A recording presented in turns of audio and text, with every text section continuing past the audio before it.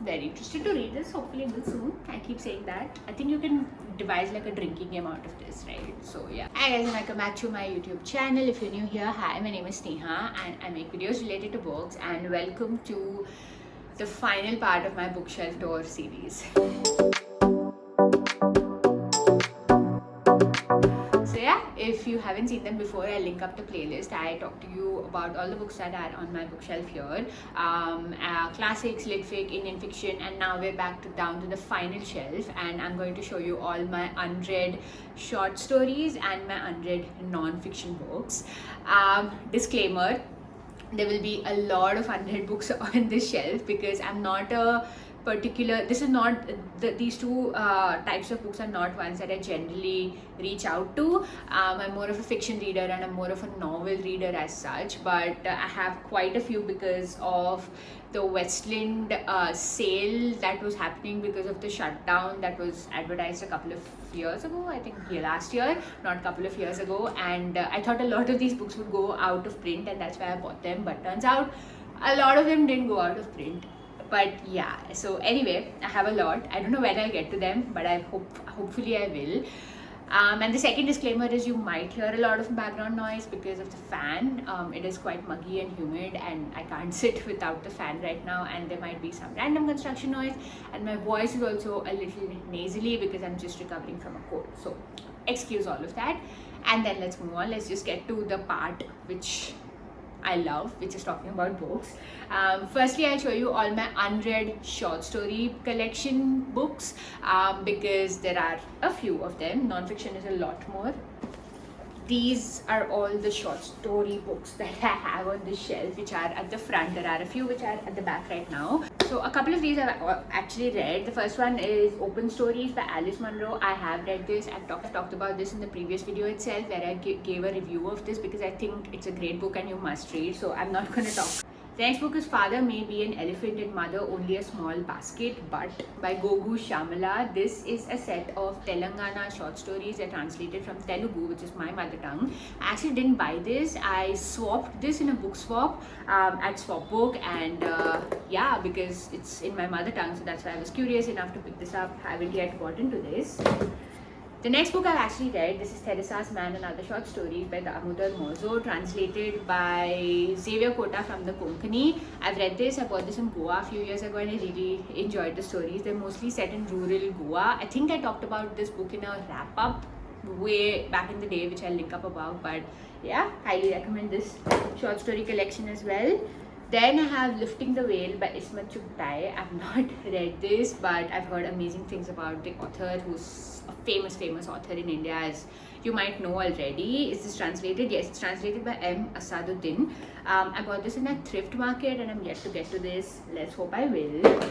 Another book, actually I bought this for my husband, but turns out he already has this, so now it's in my collection. This is Bombay Stories by Manto and translated by Matt Reek and Aftab Ahmed. Again, yet to get to this, maybe I will.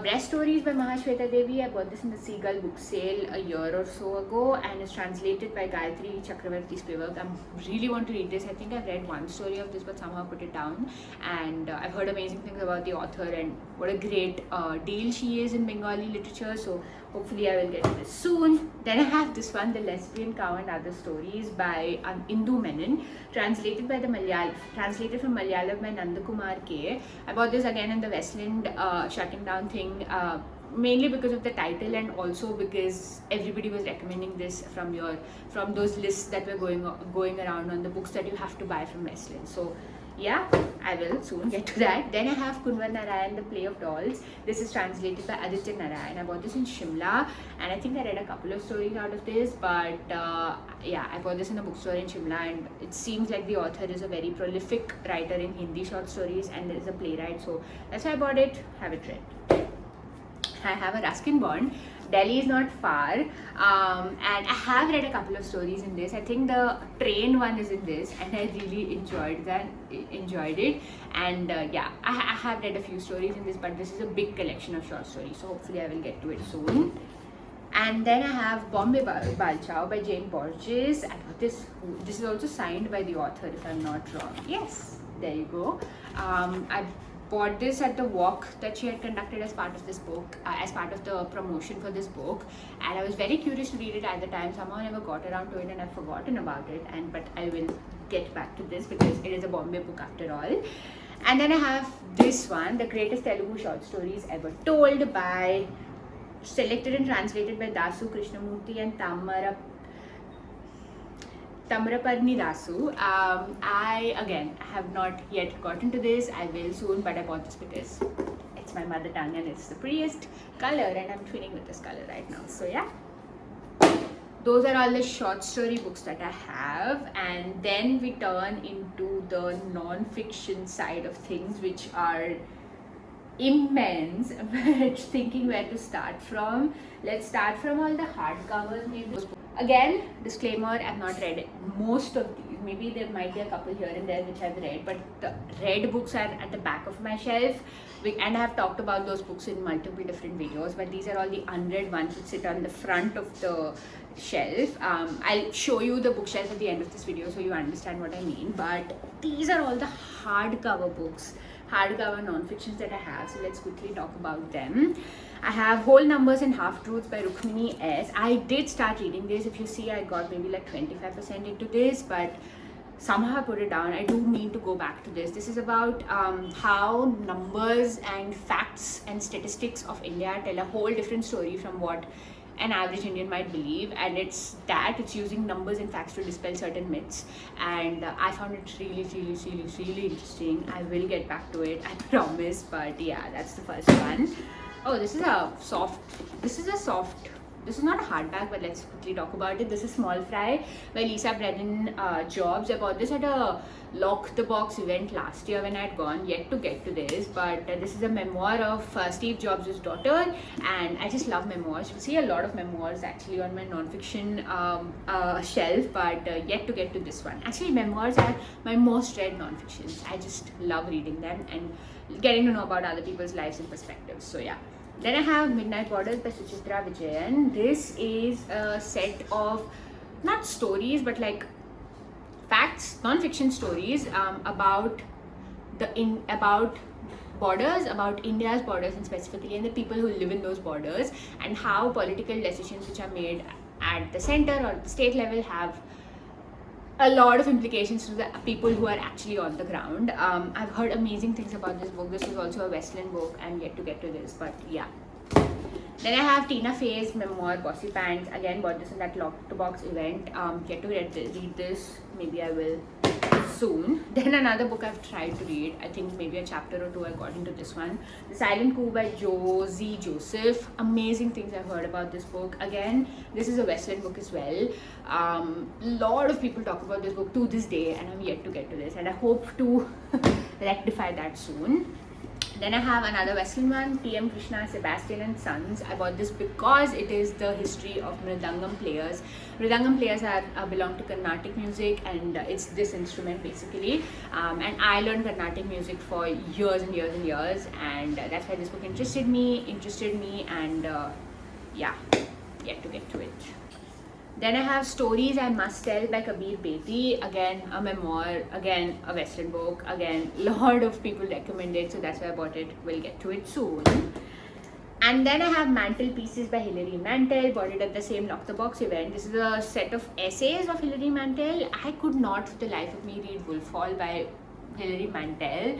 I could not. It was too dense for me. Maybe her non-fiction would be for me. Let's hope. So I still have this. I will give it a shot and I will report back to you. So the next stack are like these bigger books and one stray hardcover which I somehow missed in the earlier stack, which I'll quickly talk about. This again is not something I bought, but which I got from a friend who was at the swap book. This is The Dioliwalas by Joy Ma and Dilip D'Souza. So I did start reading this, but somehow again put it down. This is about the Chinese Indians who were put into internment camps because of the Indo-Chinese War in the 60s, right? Yes, in the 60s. So it's about this community who were called aliens, even though they grew up in India all their lives, just because of their ethnicity. And it's the story of this community basically. Very interesting. Want to get back to this? I will soon.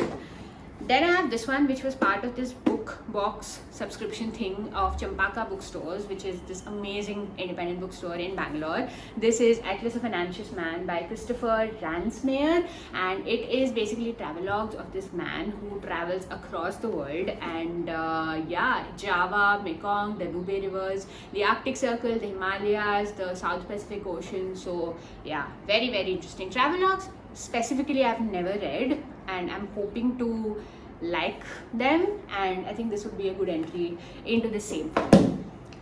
Then I have this one. Then I have this one which I thrifted. This is the Gita Press and the Making of the Hindu Society. Gita Press and the Making of Hindu India by Akshaya Mukul. I thrifted this and I was with this group who was doing this book walk, and they spoke extremely highly about this book, and they recommended that I read this, so that's why I bought it. Yet to get to it, but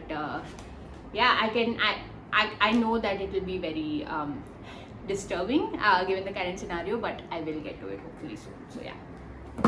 Then I have this one. Is this non-fiction though?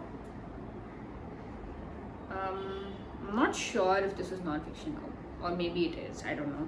This is Tawaif-Nama by Sabah Diwan, and this is basically about the Tawaifs of Indian society, Indian historical society. I don't know too much about it, but again, very highly recommended by a lot of people when Westland was shutting down. So yeah, looking forward to this. And then another similar book I have, Panipat by Vishwas Patil. This is fiction but I have no place for it on my fiction shelf, so that's why it's sitting on my non-fiction shelf. But yeah, this is the fiction book actually, but it's the size of a non-fiction book of my stack, so that's why it's here. So yeah, okay, so we're down to the last couple of stacks. This is the first one of like medium-sized books. I think this particular shelf of mine is going to be stacked by in terms of like size, and not too much distinction because it's a range of topics and there's no way that I can create groups of all of them. So yeah, the first one is Copper Mountain by Tupten Samphel. Again, I got this in that book subscription box of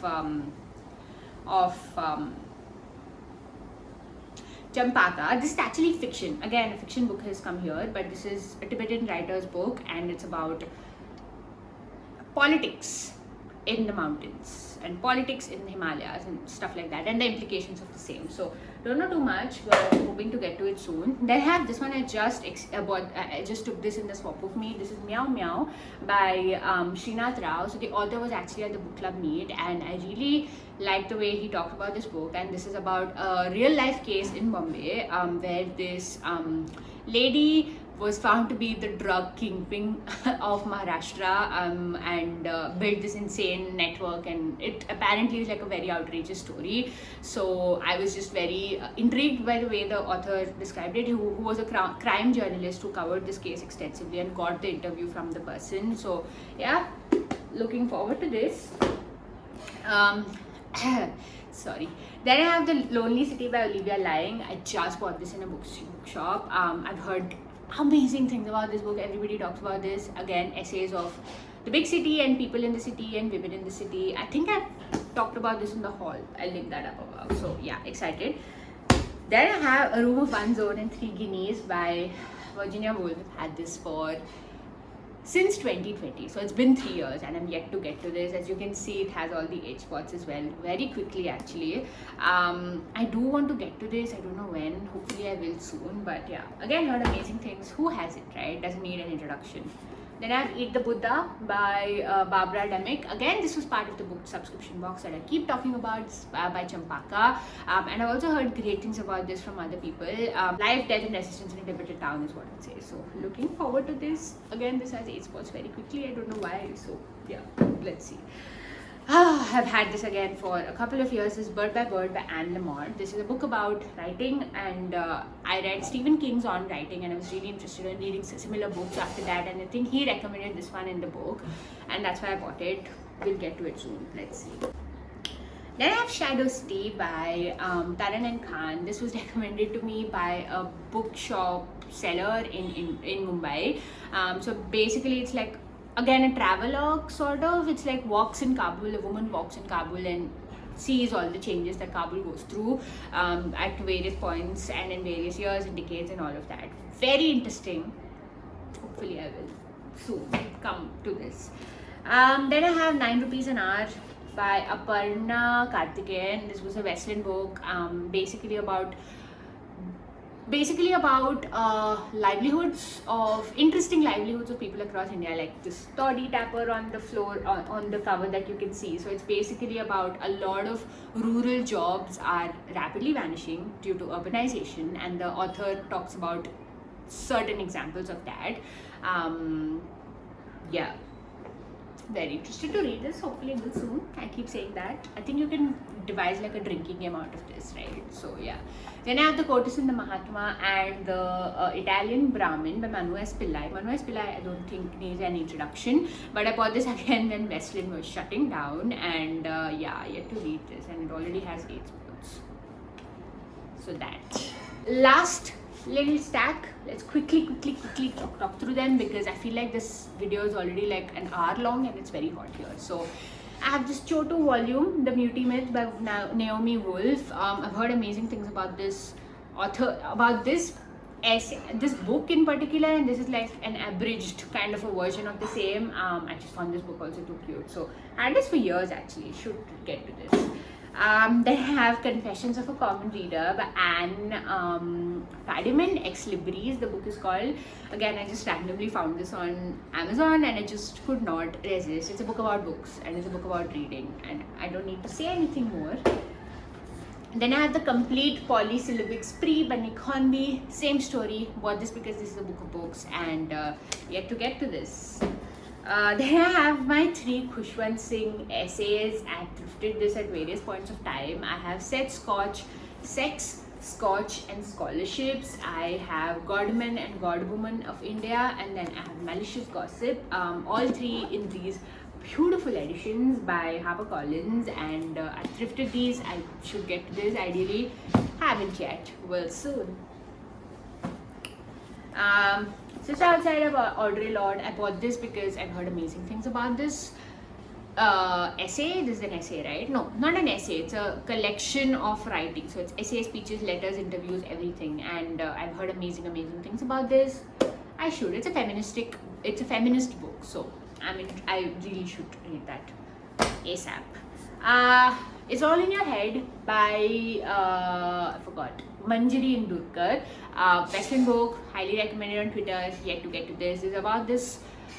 This is a memoir about a woman who, I think on her 30s, when she suddenly realizes that something is wrong with her body, like something is up, and it's about her journey in trying to realize what is it, and it's about trauma and how your body reacts to trauma even though your mind might have forgotten it and all of that. So yeah. Then The War That Made R and AW, The War That Made Raw, basically. This is by Anusha Nandakumar and Sandeep Saket. Highly recommended, Westland book, haven't read, but very intriguing premise. Raw, as you don't know, is the intelligence spy division of India. It's our CIA essentially, and yeah, so many movies made about this. I'm yet to read it. So yeah. And the last book is Amma by Perumal Murugan.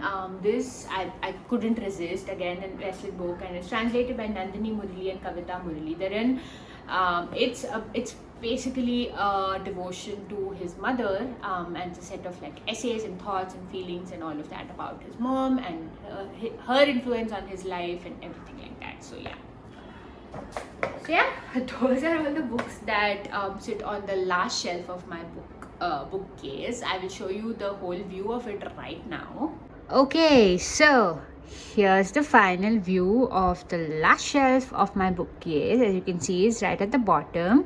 So over here at the left, you have the short story collections that I showed you. Even though I've read this, I've just kept this because I feel like I want to write a review on this. But all the others are unread, again, except for Teresa's Man, but it's just there. It's too full now too. I mean, it's all set now, so I don't want to move it. So that's there. And then the rest I've not read. And then you have this vertical stack of big books and a couple of the smaller ones which I've talked to you about, and then the rest of them are right here. All the books about the books are at the corner, but then the rest there's no real classification except for the Kushwant Singhs, which I've grouped together. But yeah, and then this one random book on top because there's no place and this is also not mine, so at some point I want to return this. So that's it. Yeah, so yeah, that's it. That brings this bookcase tour to a close. It has been a long journey of many months, but it has been so fulfilling to film this, even though I know it leaves me with a guilt that I have so many unread books and I keep buying new ones, which I shouldn't. But again, no existential questions for this video. But thank you so much if you're still around, if you're still watching. Please like, share, comment, subscribe, and I'll see you next time. Bye.